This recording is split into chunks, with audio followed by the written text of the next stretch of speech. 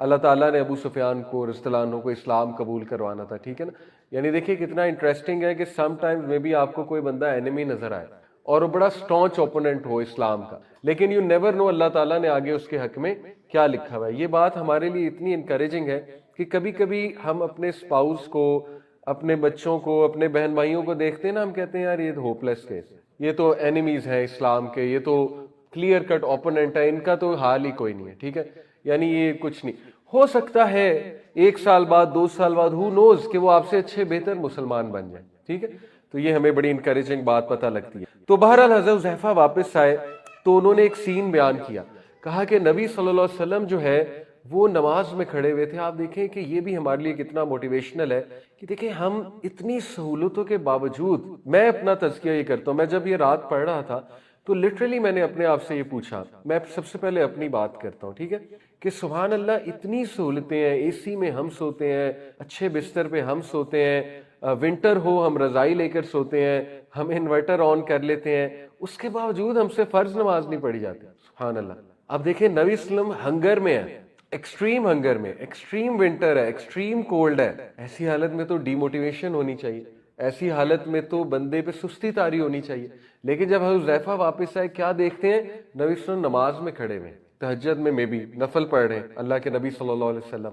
تو صحابہ اور نبی صلی اللہ علیہ وسلم جو ہے نا نماز سے طاقت لیتے ہیں، وَاسْتَعِینُوا بِالصَّبْرِ وَالصَّلَاةِ إِنَّ اللَّهَ مَعَ الصَّابِرِينَ. اللہ ایک آیت میں کہتے ہیں نا کہ بے شک نماز اور صبر میں طاقت پکڑو، وَاسْتَعِینُوا طاقت پکڑو، یعنی it is a strength, it's a sign of strength basically, ٹھیک ہے. اسی طرح اللہ ایک میں کہتے ہیں نا سورہ البقرہ میں کہ طاقت پکڑو، مدد پکڑو نماز میں اور صبر میں. یہ بے شک بھاری ہے، لیکن کن پر نہیں ہے؟ خاشعین پہ. اللہ کہہ رہے ہیں کہ یہ بھاری ہے، نماز بے شک بھاری ہے، صبر بھاری ہے، لیکن ان لوگوں پہ نہیں ہے خشیت والوں پہ. خشیت والے کون ہیں؟ جن کو یقین ہے، ٹھیک ہے. یقین بہت ضروری ہے ان چیزوں پہ، یقین ہے جن کو، ان کے لیے نہیں ہے، وہ تو اس میں راحت تلاش کرتے ہیں. تو میں نے اپنا رات تذکیہ کیا کہ دیکھیں ہم سستی کرتے ہیں فرض نمازوں میں اور چھوٹی چھوٹی باتوں پہ کرتے ہیں. ہمارا موڈ آف ہے ہم فرض نماز چھوڑ دیتے، ہماری پیرنٹ سے تھوڑی انبن ہوگی ہم فرض نماز چھوڑ دیتے ہیں، وائف سے انبن ہوگی فرض نماز چھوڑ دیتے ہیں. ہم موڈ کو اپنے اوپر حاوی کر لیتے ہیں اور کیا سفر کراتے ہیں؟ اپنی عبادات سفر کراتے ہیں. تھوڑا سا بزنس اپ ڈاؤن ہوا فرض نماز چھوڑ دیتے. تو دیکھیں اللہ کے نبی تو ایکسٹریم ہنگر کی حالت میں فرض کیا نفل نماز تہجد نہیں چھوڑ رہے. بہرحال حضرت حذیفہ نے جب یہ سین دیکھا، اللہ کے نبی سخت سردی میں کھڑے ہوئے اور موٹا بلینکٹ لیا ہوا اللہ کے نبی نے یہاں سے لے کے نیچے تک. اب دیکھیں وہ کیا سائٹ ہوگی کہ موٹا بلینکٹ لے کے اللہ کے نبی صلی اللہ علیہ وسلم نماز پڑھ رہے ہیں. تو حضرت حذیفہ کہتے ہیں میں قریب آ کر بیٹھ گیا. تو نبی صلی اللہ علیہ وسلم نے جب میری طرف دیکھا، نوٹ کیا ڈیورنگ دا صلاح، آپ کو ڈیورنگ دا صلاح کچھ حرکتیں کر سکتے ہیں، موبائل جیسے بج رہا ہے تو آف کر سکتے ہیں، اتنی اجازت ہے صلاح میں موومنٹ سے، ٹھیک ہے. تو جب نبی نے ڈیورنگ دا صلاح دیکھا کہ حذیفہ آ گئے ہیں، میرے صحابی آ گئے، اللہ کے نبی نے کمبل اتارا حذیفہ پر رکھ دیا. یعنی سو کیئرنگ، ہمارے نبی کتنے کیئرنگ تھے. یعنی حالانکہ نماز کی حالت میں تھے، لیکن جب اپنے صحابی کو تھر تھراتے دیکھا، حضرت حذیفہ کانپ رہے تھے سردی کی وجہ سے، تو نبی صلی اللہ علیہ وسلم اتنے کنسرن تھے، اتنی محبت کرتے تھے کہ انہوں نے حذیفہ کو کمبل دے دیا. تو بہرحال اس کے بعد نبی صلی اللہ علیہ وسلم جب وہ ہی فنشڈ ہز صلاۃ تو حذیفہ نے انہیں خوشخبری سنائی کہ یا رسول اللہ پلان کامیاب گیا ہے اور ابو سفیان جو ہے وہ اپنے فوج کو واپس لے جا رہے ہیں. And thus this battle was over. تو دیکھیے کہ حضرت حذیفہ سے اللہ نے کتنا بڑا کام لے لیا. وہ کام کیا ہے کہ حضرت Huzaifa became the news bearer، جو آ کر مسلمانوں کو راحت دے. یعنی things were getting tough. اب نبی صلی اللہ علیہ وسلم بطور لیڈر، ظاہر ہے لیڈر کا کام ہے اپنی ٹیم کو ریلیف دینا، تو اللہ کے نبی نے ایک صحابی کی ڈیوٹی لگائی کہ جاؤ شاباش جا کر دیکھ کر آؤ کہ what's going on، اور وہ صحابی واپس خوشخبری لے کر آتا ہے. تو 10 بیٹل آف احزاب which was very very very tough battle and it's actually traumatic experience مسلمانوں کے لیے، کیونکہ وہ ہنگر، وہ چیز مسلمانوں کو بڑا یاد آتی تھی. لیکن اینی وے ابو جہل نے ان سے پوچھا کدھر جا رہے ہو، تو انہوں نے کہا کہ ہم اپنے کسی کام جا رہے ہیں. بات کو گول مول کرنے کی کوشش کی، لیکن آپ کو پتا ہے کہ وہ کس مینٹالٹی کا. اس نے کہا مجھے پتا ہے تم کہاں جا رہے ہو، تم ضرور محمد کے پاس جا رہے ہو صلی اللہ علیہ وسلم، اور تم ان کے پاس بیعت کرنے جا رہے ہو، مسلمان ہونے جا رہے ہو. تو انہوں نے کہا کہ ہم وہاں جا رہے ہیں. تو اس نے کہا کہ نہیں میں تمہیں نہیں جانے دوں گا. تو انہوں نے کہا نہیں آپ ہمیں جانے دیں، آپ ہم سے کوئی مطلب شرط آپ کی کیا ہے، اگر آپ ہمیں جانے دیں گے تو کیا شرط ہے. تو پھر اس نے جو ہے قسم لی ان سے کہ شرط یہ ہے کہ تم اگر جاؤ گے تو you have to pledge oath to us کہ تم ہمارے خلاف کبھی نہیں لڑو گے یا محمد صلی اللہ علیہ وسلم کا ساتھ نہیں دو گے ان چیزوں میں. تو پھر انہوں نے پھر یہ قسم کھائی ان کے والد نے, اور انہوں نے یہ پلیج دی اس کو, ابو جہل کو. بہرحال جب یہ لوگ پہنچے مدینہ تو نبی صلی اللہ علیہ وسلم کو جا کر انہوں نے یہ بات بتائی کہ یا رسول اللہ, کیونکہ بدر کا اعلان ہو چکا تھا جب یہ مدینہ پہنچ گئے تو بدر کا اعلان ہو چکا تھا, بیٹل آف بدر کا. تو اب ظاہر ہے ان کا بھی شوق تھا کہ ہمیں بھی لڑنا ہے, شریک ہونا ہے اس جنگ میں. لیکن پھر انہوں نے یہ بات بیان کی کہ یا رسول اللہ جب ہم آ رہے تھے تو راستے میں یہ واقعہ ہوا, ابو جہل نے ہم سے یہ پلیج آف الیجینس لے لی کہ تم جو ہے ہمارے خلاف نہیں لڑو گے, تو اب آپ کیا حکم ہے آپ کا. تو آپ دیکھیے کہ نبی صلی اللہ علیہ وسلم نے کیا فرمایا. اللہ کے نبی نے فرمایا کہ آپ لوگوں کو وعدہ نبھانا چاہیے جو آپ نے وعدہ کیا, یعنی جو آپ نے ایلیجینس انہیں دی تھی وہ ایلیجینس پہ آپ پورا اتریے, اللہ تعالیٰ ہماری مدد کرے گا, ہمارے پاس اور بڑے لوگ.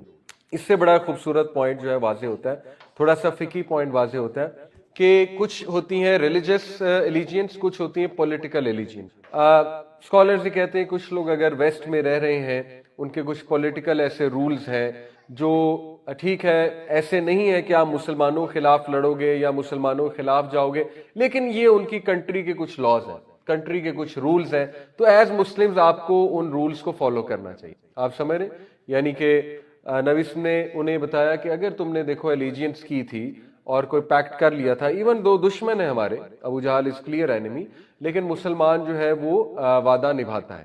اسی لیے کچھ کنٹری کے دیکھیں رولز ہوتے ہیں, وہ رولز ہو سکتا ہے آپ کو پسند نہ آئے, آپ یہ بھی آرگیو کر سکتے ہیں کہ یار یہ کون سا شرعی رولز ہے, یہ کون سا دینی رولز ہے, تو خیر ہے ان کو توڑنے میں کوئی حرج نہیں ہے. لیکن ایسا نہیں, مسلمان جب کہیں جاتا ہے تو وہ ان رولز کو فالو کرتا ہے, ایز لانگ ایز وہ رولز شریعہ کے کنٹریری نہیں ہے, شریعہ کے ڈائریکٹ جو ہے نا وہ اگینسٹ نہیں ہے.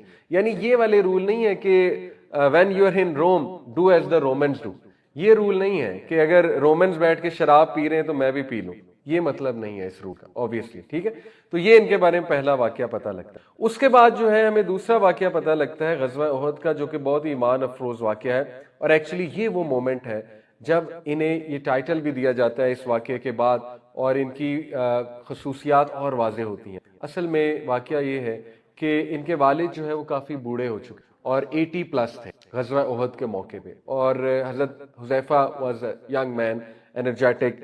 تو حضرت حذیفہ تو چلے گئے غزوہ احد پہ. اب یہاں یہ سوال پیدا ہوتا ہے کہ اگر غزوہ بدر پہ نبی نے منع کر دیا تھا اور ان کی ایلیجینس تھی ابو جہل کے ساتھ کیا ہوا ایک وہ وعدہ کہہ لیں وہ تھا, تو غزوہ احد پہ کیسے چلے گئے, یہ بات آپ کے ذہن میں آ سکتی ہے. یہاں پہ اسکالرز نے جواب یہ دیا ہے کہ actually battle of Badr offensive تھی اور بیٹل آف احد ڈیفینسو تھی, تو فرام اے اسکالرلی پرسپیکٹو. تو شاید اس لیے وہاں پر یہ وعدہ پورا نہیں ہوتا کیونکہ وہ ڈیفینسو وار تھی. قریش نے اٹیک کرنا تھا نا, قریش نے ڈیسائیڈ کیا تھا ہم نے اٹیک کرنا ہے, تو پروٹیکشن کے لیے انہوں نے سوچا کہ اب یہ ایلیجینس جو ہے لاگو نہیں ہے, اس لیے. تو خیر حذیفہ رضی اللہ عنہ ہو گئے, اور ان کے جو والد تھے ظاہر ہے بوڑھے تھے, اور ان کے ساتھ ایک اور شخص تھے وہ بھی بوڑھے تھے کافی زیادہ, تو وہ سٹے تو کر گئے پیچھے, اور نبی نے اجازت بھی دی تھی بوڑھے بچے وومین وہ پیچھے رہیں گے. لیکن جب یہ سب چلے گئے تو جو یمان تھے انہوں نے بڑا ندامت کا اظہار کیا, انہوں نے بڑا گلٹ شو کیا, انہوں نے کہا کہ what are we doing behind, یعنی ہر کوئی چلا گیا. اور پھر انہوں نے اپنے ساتھی سے یہاں تک کہا کہ دیکھو مرنا تو ہے, موت تو آئے گی, اور اب تو قبر میں ہمارے پیر ہے, سیدھی سی بات ہے, پتہ نہیں کتنا عرصہ ہم نے زندہ رہنا ہے, تو بہتر نہیں ہے کہ ہم وہاں جا کے آنریبل طریقے سے اللہ کے نبی صلی اللہ علیہ وسلم کی صف میں جا کر شامل ہو, اور اگر شہادت لکھی ہے تو اللہ تعالیٰ وہاں پہ شہادت دے گا, اور ہمیں کیا چاہیے. تو یہ کہہ کے وہ نکل گئے, اور پھر ان کے ساتھ تقدیر دیکھیں, this is how death catches you. یہاں سے یہ بھی بات ثابت ہوتی ہے کہ اللہ کی تقدیر حاوی ہوتی ہے, غالب ہوتی ہے. ہمارے کچھ اور پلانز ہوتے ہیں لیکن اللہ کی لکھی ہوئی تقدیر حاوی ہوتی ہے, اور ہم پھر اسی طرف چلے جاتے ہیں جو اللہ ہمارے لیے بہتر چاہتا ہے. تو اللہ تعالیٰ نے ول کیا ہوا تھا کہ وہ شہید ہوں گے اور وہ مارٹر ہوں گے, تو وہ باہر آئے.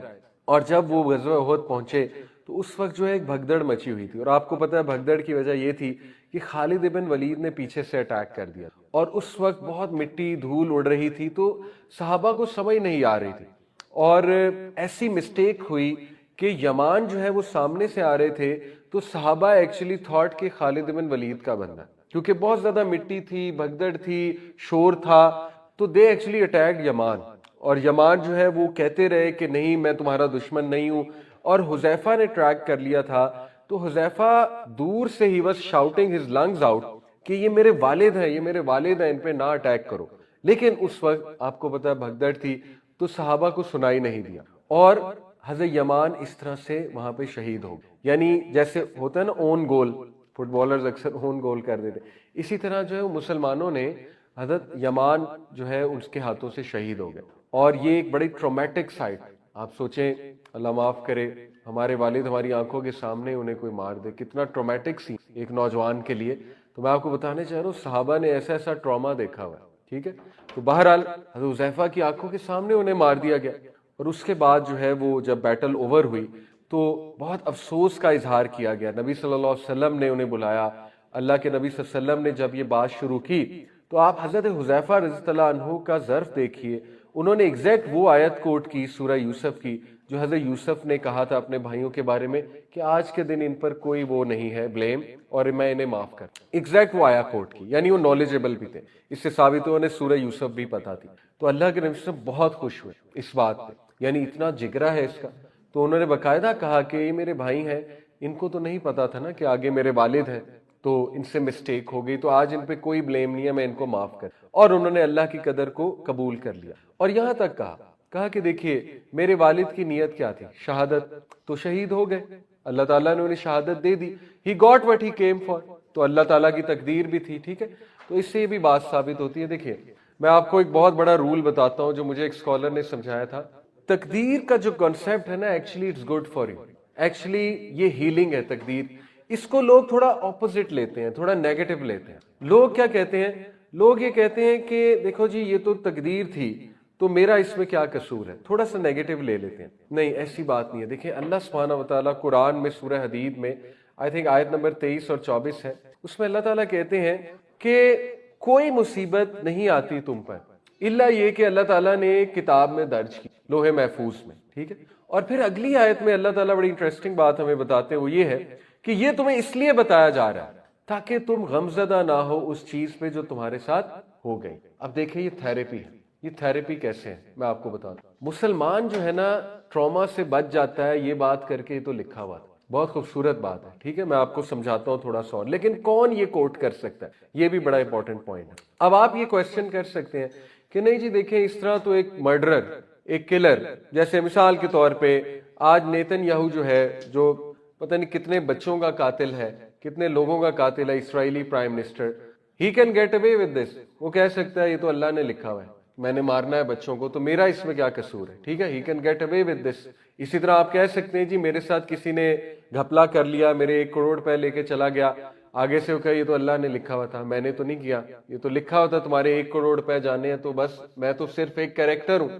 ایسا بندہ تقدیر پہ نہیں ڈال سکتا. ٹھیک ہے، یہ ایک فرق ہے. تقدیر پہ کون سا بندہ جو ہے نا وہ تقدیر کی بات کر سکتا ہے، اس پہ باقاعدہ یہ ہمارے عقیدے کا ایک پوائنٹ ہے، جو ریپینٹ کر چکا ہے. ٹھیک ہے، اس کے لیے راحت ہے، دوسرے کے لیے راحت نہیں ہے. دوسرے کی پکڑ ہوگی، کیا تم نے ہے، اللہ تعالیٰ نے لکھا ہوتا ہے لیکن کیا تم نے ہے. میں آپ کو مثال دیتا ہوں. دیکھیں حضرت موسیٰ علیہ السلام نے ایک بار حضرت آدم علیہ السلام سے ملاقات کی برزخ میں، بہت مشہور واقعہ. اللہ کو کہا کہ میری خواہش ہے موسیٰ علیہ السلام سے مجھے ملوا دے. تو اللہ تعالیٰ نے جب ملوایا تو انہوں نے کنفرنٹ کی حضرت آدم کو. حضرت موسیٰ بہت زیادہ جو ہے نا وہ ڈومینیٹنگ پرسنالٹی اور بہت زیادہ ہیڈ اسٹرانگ تھے. تو انہوں نے حضرت آدم کو کنفرنٹ کر دیا کہ are you Adam father of all humanity. تو حضرت آدم بھی باپ ہیں. ٹھیک ہے، انہوں نے کہا بچہ بول رہا آگے سے، تو انہوں نے کہا کہ آر یو موسیٰ بنی اسرائیل. انہوں نے بھی آگے سے ذرا اس طرح سے جواب دیا، تو انہوں نے کہا یس. تو انہوں نے پھر پوچھا کہ مجھے یہ بتائیں کہ آپ نے پھل کیوں کھایا ٹری سے، آپ کی وجہ سے مجھے بنی اسرائیل سے فیس کرنا پڑ رہا ہے. اب دیکھیں حضرت موسیٰ نے انہیں کنفرنٹ کر لیا. ٹھیک ہے، اس کا مطلب ہے کہ یہ سوال کسی کے مائنڈ میں بھی آ سکتا. حضرت موسیٰ نبی تھے، سٹل ان کے مائنڈ میں ایک سوال تھا. ٹھیک ہے، اور شاید غلط فہمی تھی. اچھا، حضرت آدم مسکرائے. حضرت آدم نے کہا بالکل صحیح حدیث. حضرت آدم مسکرائے. حضرت آدم نے مسکرا کر انہیں کہا کہ اے میرے بیٹے، تم اپنی کتاب نہیں پڑھتے، یعنی تورات تم پر نازل ہوئی ہے، اللہ کے اسکرپچر تم پہ نازل ہوا ہے، تو اس میں تم پڑھتے نہیں ہو. انہوں نے کہا جی مجھے پتا ہے، نالج ہے اس کا. تو کیا پڑھتے ہو؟ اچھا، یہاں سے ثابت ہوتا ہے کہ کبھی کبھی انسان نے چیز پڑھی ہوتی ہے وہ بھول جاتا، تو اس کو ریمائنڈ کرانا ضروری ہوتا ہے. ٹھیک ہے، یہ ایک طریقہ بھی ہے کسی سے بات کرنے کا. اور یہ اس میں پیرنٹنگ لیسن بھی ہے کہ اگر آپ کا بچہ آپ کو کنفرنٹ کر لیتا ہے تو غصے ہونے کی ضرورت نہیں ہے. بلکہ اس کو ریمائنڈ کرا دیں ایک چیز. جب ہم غصے ہو جائیں گے کہ اس نے مجھے کنفرنٹ کر لیا, تو حضرت آدم دیکھیں انہوں نے کتنا انٹیلیجنٹ ڈیل کیا حضرت موسیٰ علیہ السلام کے ساتھ, ٹھیک ہے. تو حضرت موسیٰ علیہ السلام کو انہوں نے کہا کیا پڑھتے ہو, تو ایک دم انہیں یاد آ گیا, انہوں نے کہا ہاں this was meant to be, آپ نے تو معافی مانگ لی تھی, یہ تو ہونا تھا. اب انہیں یاد آ گیا اچانک سے, ٹھیک ہے. تو انہوں نے کہا ایگزیکٹلی. تو آپ کو پتا ہے نبی صلی اللہ علیہ وسلم جب یہ واقعہ سنا رہے تھے تو جو راوی صحابی ہیں نا وہ کہتے ہیں اللہ کے نبی صلی اللہ علیہ وسلم اتنا زور سے مسکرائے, یعنی ایسے الفاظ آتے ہیں کہ ان کے ٹیتھ پری مولر ٹیتھ غالباً جو ہے واضح ہو گئے, یعنی وہ اتنا مسکرائے. اور نبی صلی اللہ علیہ وسلم مسکرا کر کہا our father won the debate, our father won the debate, our father 3 بار کہا, ہمارا باپ ڈیبیٹ جیت گیا, یعنی حضرت آدم علیہ السلام. تو حضرت آدم نے انہیں یہ ریئلائز کروایا کہ دیکھو میں نے رائٹ دین معافی مانگ لی تھی. کیا کہا تھا, ربنا ظلمنا انفسنا وان لم تغفر لنا وترحمنا لنکونن من الخاسرین. اب دنیا میں آنا میری وجہ سے نہیں ہے, اللہ تعالیٰ نے مجھے اسی وقت معاف کر دیا تھا. یہ تو ایکچولی کرسچینٹی کا کانسیپٹ ہے. اوریجنل سن یہی ہے نا کہ ایڈم اور ایو نے مسٹیک کی اور اس مسٹیک کا سارا جو ہے خمیازہ وہ ہیومینٹی بھگت رہی ہے. تو گاڈ کو ریگریٹ ہوا نعوذ باللہ کہ یہ میں نے کیا کر دیا اپنے بچوں کے ساتھ. تو گاڈ نے خود اپنے آپ کو عیسیٰ علیہ السلام کی شکل میں آ کے سولی پہ چڑھایا اور اپنے آپ کو سیکریفائس کیا. یہ کرسچینٹی ہے ان اے نٹشل, اوریجنل سن, ٹھیک ہے. تو مسلمانوں کا تو یہ کانسیپٹ کہیں سے نہیں ہے. اللہ تعالیٰ نے معاف کر دیا. دنیا is a test not a punishment. Christians کے لیے world is a punishment, okay. اسی لیے یہ جو پرابلم آف سفرنگ ہے یہ کرسچینٹی کا پرابلم ہے. پرابلم آف سفرنگ کیا ہے, تھوڑا سا آپ کو سائیڈ نوٹ بتا رہا ہوں. پرابلم آف سفرنگ یہ جو کہ آج کل کے نوجوانوں کا بڑا پرابلم ہے اور وہ بہت زیادہ اس میں سوال پوچھتے ہیں. وہ کہتے ہیں کہ if there is a God and he is very merciful, why do people die of cancer? Why is there so much suffering in the world? Why is there distribution of rich and poor? Why some countries are poor? Why some countries are rich? Why some people are evil? Why Allah does not stop this? Why so many children are dying in Gaza, so on and so forth? یہ problem technically مسلمانوں کا نہیں ہونا چاہیے. میں آپ کو وجہ بتاتا ہوں. یہ کرسچینٹی کا پرابلم تھا جو کہ 16th سینچری میں عروج پر آ گیا, ٹھیک ہے. اس دور کے جو فلاسفرز تھے انہوں نے یہ سوال ریز کیا کہ اگر گاڈ آل پاورفل ہے اور آل مرسیفل ہے, جو کہ کرسچینٹی کے بلیفز ہیں, تو مجھے یہ بتائیں کہ جو گاڈ زیادتی کو نہیں روک سکتا وہ آل مرسیفل کیسے ہے, اور جو گاڈ آل پاورفل ہے اور وہ زیادتی کو نہیں روک سکتا تو وہ آل پاورفل کیسے ہے. اب کرسچن پریسٹ پھنس گئے. ان کے پھنسنے کی وجہ ہے کیونکہ ان کے ہاں گاڈ از آل لونگ, سمجھ رہے, ان کے ہاں God is all about love لو لو. آپ مجھے بتائیں ہمارے ہاں جو اللہ کے 99 ایٹریبیوٹس ہیں, کیا ان میں القہار نہیں ہے, کیا ان میں الجبار نہیں ہے, کیا ان میں ریٹریبیوشن لینے والا جو ایٹریبیوٹ ہے وہ نہیں ہے, کیا اللہ تعالیٰ جو ہے وہ باریک بین نہیں ہے, کیا اللہ تعالیٰ چیک اینڈ بیلنس رکھنے والا نہیں ہے, کیا اللہ تعالیٰ جسٹس کرنے والا نہیں ہے. تو یس ہم کہتے ہیں کہ سب سے غالب جو اللہ کے ایٹریبیوٹس ہیں وہ تو رحمان و رحیم ہے, لیکن دیٹ ڈزنٹ مین کہ اللہ تعالیٰ, دیکھیں ایک انسان اگر وہ آل لونگ ہے نا تو وہ ایک بے وقوف انسان ہے. یہ اس کی ویکنس ہے آل لونگ. کیا خیال ہے, آپ سمجھ رہے ہیں میرا پوائنٹ؟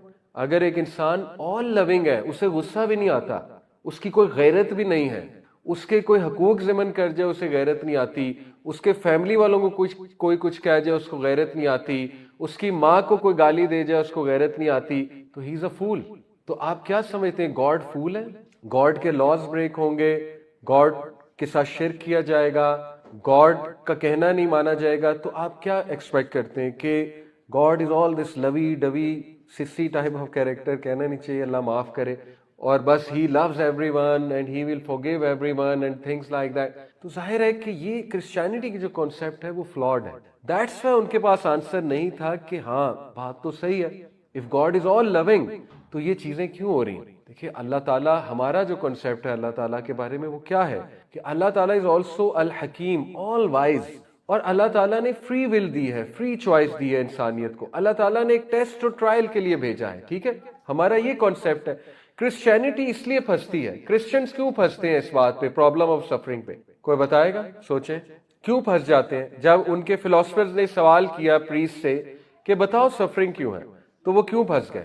کیونکہ وہ آلریڈی لوگوں کو یہ بتا چکے ہیں کہ جیزس کرائسٹ سولی پہ آ کے چڑھ گئے تو سب ختم ہے, سمجھ رہے, سارے گناہ معاف ہو چکے ہیں, اوریجنل سن ختم ہو چکا ہے, لہٰذا اب کوئی سفرنگ نہیں ہوگی, سب لو کریں گے. دس از دا تھنگ اوریجنل سن کے بعد. تو یہ پھنستے ہیں وہ کہ آپ نے تو عیسیٰ اسلام کو مارا ہی اس لیے اللہ کے روپ میں کہ اب سب ختم ہے، تو پھر سب کنٹینیو کیوں ہو رہا ہے؟ رائٹ، کرائمز کیوں ہوتے ہیں، کرمنلز کیوں ہیں، سفرنگ کیوں ہوتی ہے، سٹل ایسے لوگ کیوں موجود ہیں؟ تو وہ بہت برا پھنستے ہیں۔ ہم نے تو یہ کبھی کہا ہی نہیں کہ اللہ تعالیٰ نے قرآن میں کہا وَلَنَبْلُوَنَّكُمْ بِشَيْءٍ مِّنَ الْخَوْفِ وَالْجُوعِ وَنَقْصٍ مِّنَ الْأَمْوَالِ وَالْأَنفُسِ وَالثَّمَرَاتِ، بے شک ہم تمہیں آزمائیں گے بھوک سے، پیاس سے، خوف سے، لاس آف ویلتھ سے، لاس آف لائف سے، لاس آف فروٹ سے، وَبَشِّرِ الصَّابِرِينَ، لیکن بشارت دے دو صابرین۔ اللہ نے تو قرآن میں کہہ دیا وَمَنْ أَعْرَضَ عَنْ ذِكْرِي فَإِنَّ لَهُ مَعِيشَةً ضَنْكًا، جو کوئی بھی آراز کرے گا میری انسٹرکشن سے ہی اور she will have a depress life, سورہ طٰہٰ کی آیت، ٹھیک ہے۔ اللہ تعالیٰ نے تو قرآن میں بتا دیا کہ ہم انہیں کھلی چھوٹ دیتے ہیں، کانٹیکس بتا رہا ہوں، اور ہم جو ہے ان کی رسی ڈھیلی کرتے ہیں، ٹھیک ہے نا۔ اللہ تعالیٰ قوموں کا اتار اور چڑھاؤ کرتا ہے۔ اللہ تعالیٰ کے بڑے پرسپیکٹیوز ہیں اگر آپ سوچنے پہ آئیں۔ اگر برائی نہیں ہوگی اچھائی کا کیسے پتہ لگے گا، ٹھیک ہے نا۔ اگر سفرنگ نہیں ہوگی تو جوائے کا کیسے پتہ لگے گا۔ تو بہت سی ریزنز دی جا سکتی ہیں، لیکن یہ کہ اللہ از آل وائز، تو اس لیے ہمارا تو یہ پرابلم ہے ہی نہیں، پرابلم آف سفرنگ۔ ہم تو پہلے سے کہتے ہیں کہ اللہ تعالیٰ نے فری چوائس دی ہوئی ہے انسانیت کو، اور ایسا نہیں ہے اللہ تعالیٰ انوالو نہیں ہوتے۔ پرانی کتنی قوموں کو اللہ نے تباہ کیا، کہاں لکھا ہے اللہ انوالو نہیں ہوتا؟ کچھ لوگ سوال کرتے ہیں نا اتنی سفرنگ ہو رہی ہے تو اللہ تعالیٰ کیوں نہیں پکڑ کرتا؟ تو پرانی قوموں کی تو کی ہے اللہ نے، پرانی قوموں کو تو رائٹ دے رائٹ دین اللہ نے تباہ کیا ہے۔ تو ہم کیا چاہتے ہیں اللہ سے؟ ایک طرف ہم اللہ سے یہ چاہتے ہیں کہ اللہ تعالیٰ ہمیں فری ول دے، دوسری طرف ہم یہ شکایت کرتے ہیں کہ اب پکڑ کیوں نہیں رہا۔ دیکھیں اگر یہ پکڑنے والا رول آ گیا، اللہ تعالیٰ قرآن میں کہتے ہیں اگر اللہ تمہیں تمہاری مسٹیکس پہ پکڑنے پہ آ جائے ایک انسان زندہ نہ بچے۔ قرآن کی آیت ہے۔ کیسے؟ میں کسی کی بیک بائٹنگ کرنے لگا ہوں، سوچیں اللہ مجھے گونگا کر دے، رائٹ دے رائٹ دین۔ میں بد نظری کرنے لگا ہوں، ٹھیک ہے، کچھ برا دیکھنے لگا ہوں، سوچیں اللہ مجھے اندھا کر دے، رائٹ دے رائٹ دین۔ میں چوری کرنے لگا ہوں، سوچیں اللہ میرے ہاتھ کو فالج کر دے، پیرالائز کر دے۔ میں کہیں بری جگہ جانے لگا ہوں، سوچیں اللہ میری ٹانگیں پیرالائز کر دے۔ تو ہم اللہ سے کیا چاہتے ہیں کہ اللہ تعالیٰ رائٹ دے رائٹ دین پکڑ لے، رائٹ دے رائٹ دین پیرالائسس کر دے، رائٹ دے رائٹ دین کل کر دے۔ پھر ہم خود ہی سوال اٹھائیں گے، ہم کہیں گے او اللہ تو ظالم ہے، نعوذ باللہ۔ ہم کہیں گے اس نے تو فری ول ہی نہیں دی، اس نے تو ایسے ہی قرآن میں کہا ہوا ہے میں فری ول دوں گا، اللہ نے تو اس کو بھی پکڑ لیا، اللہ نے تو اس کو پیرالائز کر دیا، اللہ نے تو یہ کر دیا وہ کر دیا۔ کیا خیال ہے؟ اس لیے ہمارا یہ پرابلم نہیں ہے۔ وی نیڈ ٹو انڈرسٹینڈ کہ اللہ نے ہمیں بتا دیا وی ول ٹیسٹ یو۔ تو یہ ایک سائڈ پوائنٹ تھا عقیدے کا، بتانا ضروری تھا۔ تو میں آپ کو یہ بتانا چاہ رہا ہوں، دیکھیں کہ حضرت آدم علیہ السلام نے بات کہاں ڈائریکٹ کی؟ تقدیر کی طرف، کہ it was written, it was meant to be. لیکن حضرت آدم کر سکتے تھے ڈائریکٹ، کیوں جی؟ کیونکہ انہوں نے ریپینٹ کر لیا، ٹھیک ہے۔ جو انسان ریپینٹ کر چکا ہے وہ تقدیر کی طرف ڈائریکٹ کر سکتا ہے، کیوں؟ تاکہ وہ ہیل ہو جائے۔ یہ ہے تقدیر، اتنی بڑی نعمت ہے۔ دیکھیں میں آپ کو مثال دیتا ہوں، آپ میں سے کوئی بہت گناہ کی زندگی گزار رہا تھا، اللہ نہ کرے، اور وہ ایسا گناہ تھا جو پبلکلی ایویڈنٹ ہے، ٹھیک ہے، سب جانتے ہیں یہ بندہ ٹھگ ہے، گناہ گار ہے، یہ ہے وہ ہے، اور پھر آپ کو اللہ ہدایت دے دیتا ہے، آپ دین کی طرف آ جاتے ہیں اور آپ ریپینٹ کر لیتے ہیں، اور پھر آپ کے دوست آپ کو ٹراما دیتے ہیں، اچھا تم تو یہ کرتے تھے، تم تو یہ کرتی تھی، تم نے تو اس وقت یہ کیا، تم نے تو اس وقت وہ کیا۔ اب ہو سکتا ہے آپ کو اس سے بڑا ٹراما ہو تو آپ سمپلی ایک ٹھنڈی آب بھر کے کیا کہہ سکتے ہیں؟ It was all meant to be, بات ختم۔ اللہ تعالیٰ نے مجھے ہدایت دے دی، الحمدللہ، دس از واٹ میٹرز، باقی میں نے معافی مانگ لی ہے اور اللہ بہتر جانتے ہیں، ٹھیک ہے۔ تو یہ ہیلنگ ہے۔ حضرت عائشہ کہتی ہیں میں نے جب آنکھ کھولی میرے دونوں پیرنٹس مسلمان تھے، ابو بکر اور ام رومان دونوں مسلمان تھے، اور مجھے ویوڈ کچھ میموریز یاد ہیں۔ جب میں 3 سال کی تھی تو میرے ابا نے ایک مسجد بنائی تھی اپنے گھر کے باہر، شروع پروفٹ ہوڈ کے شروع کی بات ہے۔ مسجد سے مراد پوری مسجد نہیں، مسجد سے مراد ہے ایک مصلی، اور وہ وہاں پر نماز پڑھا کرتے تھے، وہاں پہ قرآن پڑھا کرتے تھے، وہاں پہ رویا کرتے تھے۔ تو حضرت عائشہ نے جب پیدا ہوئی تب ان کے دونوں ماں باپ کون تھے؟ تو پھر اگر آپ کہتے ہیں کہ وہ ان کی عمر 18-19 سال تھی، تو پروفٹ نے تو مکہ میں 13 سال گزارے، اور اس کے بعد نبی صلی اللہ علیہ وسلم جو ہے وہ مدینہ میں 10 سال رہے ہیں۔ تو یہ تو آپ سارے ایونٹس کو بھی ہلا دیں گے اگر آپ کہیں گے کہ نہیں ان کی عمر 18-19 سال، تو حضرت عائشہ کی برتھ تو پروفٹ ہوڈ کے بعد ہوئی ہے، یعنی آپ ہر چیز ہلا رہے ہیں۔ کس لیے؟ For what? To please the western agenda, to please their ethics, their ethos. بہرحال ہمارا ٹاپک یہ نہیں ہے، اگر آپ نے ڈیٹیل میں اس میں سننا ہے تو مغیرہ بھائی کا ایک پورا اس پہ پوڈ کاسٹ ہے، 3 ایپیسوڈ، 3 یا 2 ایپیسوڈز کا، ایج آف عائشہ۔ آپ یوتھ کلب پہ جا کے لکھیں، یوتھ کلب کے مین چینل پہ ایج آف عائشہ ایکیڈیمک ڈسکورس، تو تو مغیرہ بھائی نے اور باقی کچھ دو اسکالرز ان کے ساتھ بیٹھے ہوئے، انہوں نے بہت ڈیپتھ میں یہ پروو کیا کہ حضرت عائشہ کی ایج کتنی تھی، اور کاؤنٹر نیریٹو کو بھی انہوں نے پریزنٹ کیا ہے ریسپیکٹفلی کہ جو لوگ کہتے ہیں کہ 18 سے 19 تھی ان کے کیا دلائل ہیں اور ان کے دلائل میں فالٹس ہیں. ٹھیک ہے، ہمارا سبجیکٹ یہ نہیں ہے. Coming back to the discussion, میں نے آپ کو اس لیے بتا دیا کیونکہ ہو سکتا ہے آپ کے بچے بچیاں سوال پوچھیں کہ نہیں، کیونکہ ہمارے بچے بچیاں ویسٹرن ایتھوس سے بہت انسپائرڈ ہیں، تو ہو سکتا ہے ان کے ذہن میں آئے کہ نہیں یہ کیسے ہو سکتا ہے، 9 سال میں شادی کیسے ہو سکتی ہے. کیونکہ آپ کو پتا ہے کہ اسلامو فوب جو ہے وہ بڑا ایک ڈیروگیٹری اور ایسا ورڈ ہمارے نبی کے بارے میں استعمال کرتے ہیں جو میں کہنا بھی نہیں چاہتا چائلڈ میرج کے حوالے سے. تو ہمارے بچوں کو ذرا آنسر اس کے پتہ ہونے چاہیے. ڈاکٹر ذاکر نائک نے بڑا اچھا آنسر اس پہ دیا ہوا ہے حضرت عائشہ کی ایج آف میرج کے حوالے سے. تو میں آپ کو بتانا چاہ رہا ہوں ان شارٹ کہ یہ سوال جو ہے نا، یہ ماڈرن بھی 2001 آنورڈز، یہ جو ہوا تھا آپ کا ورلڈ ٹریڈ سینٹر، یہ اس کے بعد کے سوالات، کیونکہ اس کے بعد اسلامو فورس بہت ایکٹیو ہوئے، اس کے بعد اٹیک شروع ہوا نبی صلی اللہ علیہ وسلم کے. یہ ایون پرانے اورینٹلسٹ کی آپ تاریخ پڑھ لیں، پرانے اورینٹلسٹ ہوتے ہیں جو گورے اسلامی تاریخ پہ بات کرتے ہیں، کرسچنز ہوتے ہیں، نان مسلم ہوتے ہیں، اسلامی تاریخ پریزنٹ، یہ انہوں نے اعتراضات نہیں اٹھائے. آپ سوچیں ابو جہل اور قریش کے چیفز نبی صلی اللہ علیہ وسلم کے کتنے خلاف تھے کہ نہیں تھے؟ اگر یہ میرج غلط ہوتی، یہ ایج غلط ہوتی، تو سب سے پہلے کون اعتراض اٹھا؟ اوپوننٹس اٹھاتے نا، وہ تو ہر اعتراض اٹھا رہے تھے. ان کے لیے تو یہ بیسٹ اعتراض تھا کہ چائلڈ میرج کیوں ہوئی ہے. کیا خیال ہے آپ کو ایک بھی اعتراض ملتا ہے ابو جہل کا یا باقی؟ نبی وسلم کی اپنی بیٹیوں کی شادی بہت کم ایج میں ہوئی. نبی وسلم کی 2 بیٹیاں کس کے ساتھ بیاہ تھا؟ نہیں، اس سے پہلے ابو لہب کے 2 بیٹے تھے، اور کتنی کم عمر میں نبی وسلم کی اپنی بیٹیوں کی شادی ہوئی ہے. تو آپ کس ایج کی؟ آپ 1400 سال پہلے کی بات کر رہے ہیں، 1456 سال پہلے کی، جب بہت مختلف تھی چیزیں، جب فزیک بہت مختلف تھی، ڈائٹ بہت مختلف تھی، جغرافی بہت مختلف تھی، ایتھوس بہت مختلف تھے، ٹھیک، بہت سی چیزیں. تو مسئلہ یہ ہوتا ہے کہ ہمارا جو لبرل طبقہ ہے نا، وہ یہ سمجھتا ہے ہمارے بچے کے دنیا کی تاریخ امریکہ سے شروع ہوئی، برطانیہ اور امریکہ سے دنیا شروع ہو رہی ہے، اور جو برطانیہ اور امریکہ ایتھوس دے رہا ہے وہی اصل میں ایتھوس ہے، باقی سب جاہل تھے، باقی سب ان پڑھ گوار تھے. یہ ہمارا مسئلہ، ٹھیک ہے. تو اینی وے اس پر میں اتنی بات کروں گا، آگے چلتے ہیں.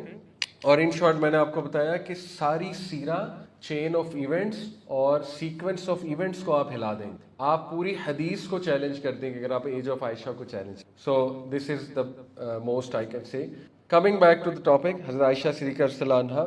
ہم عائشہ رضی اللہ عنہا دیکھیں، ان کی لکس کے بارے میں اتنی زیادہ کلیئر بات نہیں ہوئی کیونکہ زیب بھی نہیں دیتا کہ ایک فیمیل کمپینین ہے وہ، اور اتنا زیادہ کوئی نریٹر کسی فیمیل کمپینین کی لکس کے بارے میں بیان کرے. لیکن وی ڈو گیٹ دس کہ Hazrat Aisha Siddiqa was a very elegant and very well versed and very beautiful and she was relatively taller than other. ٹھیک ہے، ہم عائشہ کے بارے میں آتا ہے. اور یہ چیز ہمیں کہاں سے ملتی ہے؟ حضرت عمر الخطاب، ایک لمبی حدیث ہے، صحیح حدیث ہے، اس میں عمر الخطاب جو ہے وہ اپنی بیٹی حضرت حفصہ کو ڈانٹتے ہیں.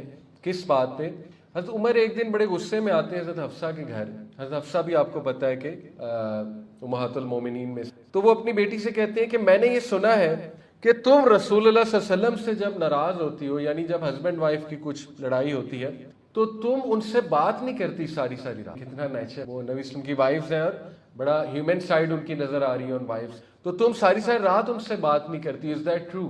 تو حفصہ نے کہا یس اٹ از. تو حضرت عمر نے پھر بڑی ڈانٹ لگائی، وہ لمبی چوڑی ڈانٹ ہے، فادر تھے. اور اس کے بعد اینڈ میں انہوں نے ایک جملہ کہا جس سے ہمیں بات پتہ لگتی ہے جو میں نے آپ کو بیان کی. انہوں نے کہا do not be deceived by your companion. Companion سے حضرت عائشہ، کیونکہ حضرت عائشہ حفصہ کی ٹیم. تو حضرت عمر نے انہیں کہا کہ اپنی کمپینین سے ڈیسیو نہ ہو، because she will get away with her looks. یعنی رسول صلی اللہ علیہ وسلم ان کی مسٹیکس اگنور کر دیں گے ان کی لکس. یہ ایک بات حضرت عمر نے اپنی بیٹی کو سمجھائی. اس سے کیا ثابت ہوتا ہے کہ، اور حضرت عمر نے اوبیسلی پردے کی آیات سے پہلے دیکھا ہوا تھا حضرت عائشہ، اس لیے وہ یہ بیان کیا، اور اسی طرح ان کی ہائٹ کے بارے میں بھی آتا. تو اینی وے الحمدللہ حضرت عائشہ صدیقہ، جیسے میں نے بتایا کہ the most beneficial person, lady and female companion for the امہ.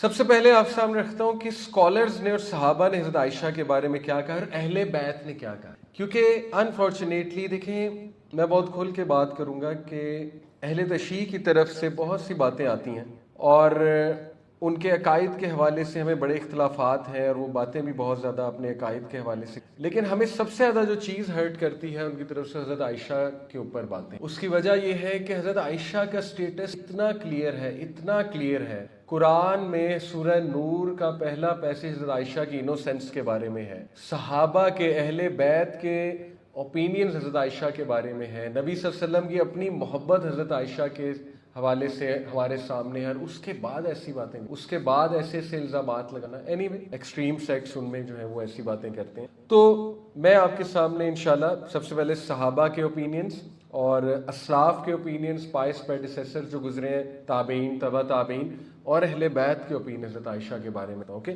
سب سے پہلے ابو موسیٰ الاشعری رضی اللہ عنہ، ان کا ایک قول آپ کے سامنے رکھتا ہوں. ترمذی، حاکم، مسند احمد، تینوں میں یہ بات ہے.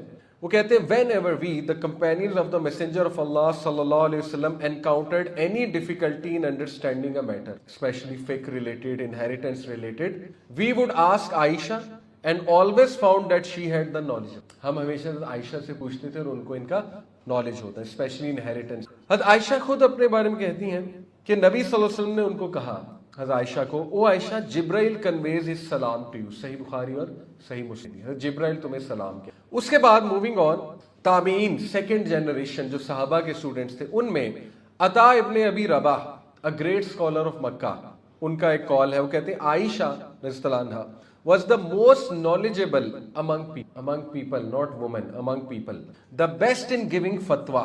فتویٰ، آپ کو پتا ہے فتویٰ دینے والے اسکالرز بہت کم ہیں. Hazrat Aisha is one of them. and possess the best opinion among people. یہ طبقات ابن سعد سے ہمیں ملتا ہے صحیح قول. اس کے بعد مسروق ہے غالباً ابن الاجدہ، اسٹوڈنٹ آف ابن مسعود ہے، سینئر تابعی. He said, I saw the senior companions of the messenger of Allah sallallahu alaihi wasallam asking her about the inheritance. یہ ترمذی کی. آپ نے عمار بن یاسر کا نام سنا ہوگا. حضرت عمار بہت مشہور صحابی ہیں. آپ کو پتا نا حضرت عمار جنگ جمل میں کس سائڈ پہ تھے؟ حضرت علی کی سائڈ. حضرت عائشہ رضی اللہ عنہا اور حضرت طلحہ، حضرت زبیر ایک سائڈ پہ تھے، حضرت علی کی سائڈ ایک سائڈ. جنگ جمل کے بارے میں بھی آپ کو پڑھنا چاہیے کیونکہ لوگ اس کو بہت آؤٹ آف پروپورشن بلو کر کے بیان کرتے ہیں. اصل میں حضرت عائشہ، حضرت طلحہ، حضرت علی کی صلح ہو گئی تھی، نیگوسیشنز ہو گئی تھی، لیکن منافقین نے رات کو اٹیک کر دیا، خود سے مسکنسیپشنز پھیلا دی اور پھر بات جنگ تک چلی. اینی وے، تو عمار بن یاسر نے اس فوج میں جنگ جمل حضرت علی کی سائڈ کی جو فوج تھی اس میں ایک شخص کو حضرت عائشہ کے بارے میں